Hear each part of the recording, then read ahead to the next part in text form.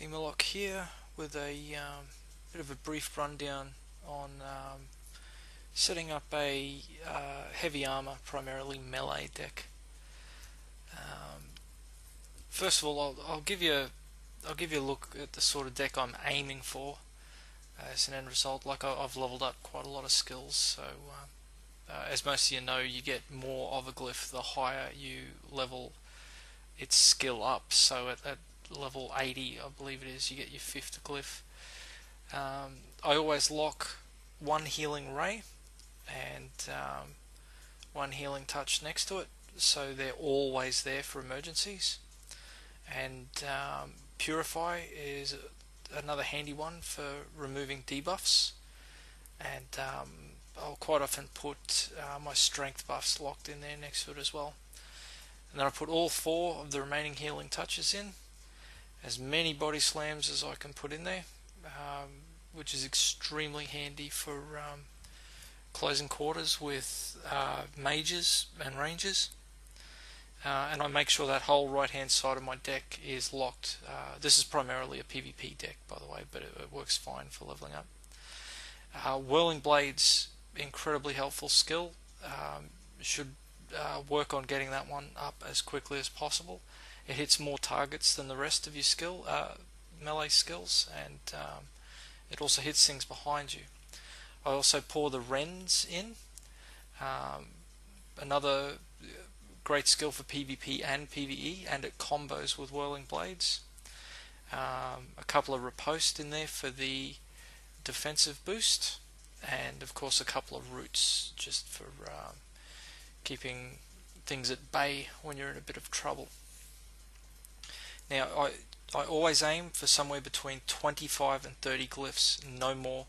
If you add too many glyphs in, you're reducing your likelihood of getting the glyph you want when you want it. You can of course go over than that, cram more in than that, but it's generally not a great idea. Now, assuming you're lower level and you've only got 2 of each glyph, I'll set up something resembling my starting deck.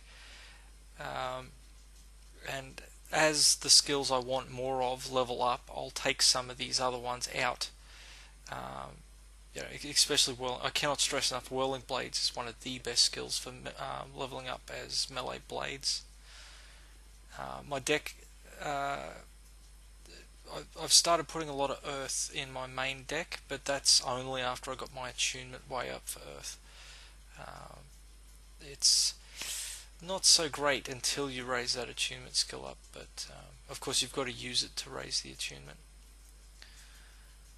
And as you can see, I've just put sort of 2 of each of the easily obtainable glyphs in there, and we'll equip that, and I'll go show you how it pops up in combat.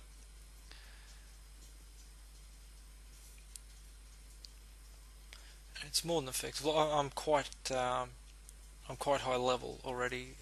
I've got 15 GM skills and a level 100 adventure level, but I can't really wipe to show you from scratch at the moment. My other character is being used for something else.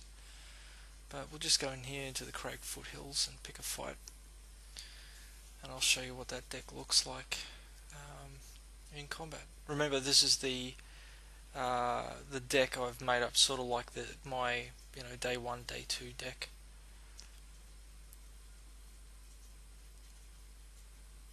Root is very handy, especially early on, because it completely disables enemies. So you can hit Root and get in there and have it almost dead, even at a very low level. It's a great help. So once again, the entire right hand side of my deck is locked, and the left side is left completely random. Don't assign anything. Just let them go wherever they want on the left there. And as you can see, this opens you up just enough room for combos and stacking. Sometimes I will only lock 3 or 4 on the right hand side, but to keep it nice and simple, we'll do it half and half.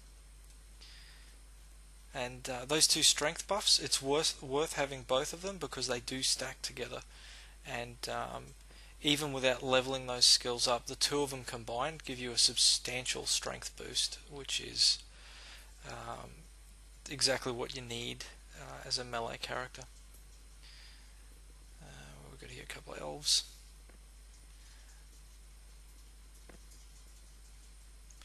As you can see, we're getting decent deal speed. We're not left with any slugs. We're not left without any glyphs.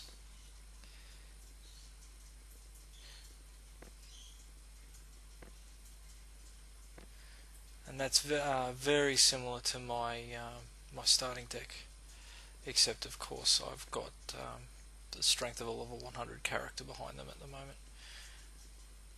But build yourself a deck like that and start off in a 1 or a 2 skull zone, and yeah, just switch out the ones you're not using for more of the glyphs you prefer. Like you can see here, I'll go through my tree. You can see I've got quite a lot of things leveled way up. This will give you an idea of what I aim for as a heavy armor user as well. I went a bit overboard. I GM'd all my primary stat skills as well, and I took my main blades skill up to 120 before I locked it for that extra damage. You can see I put quite a bit of earth, a little bit of life in there. Focus, do not neglect focus even though you're melee. Everyone needs focus.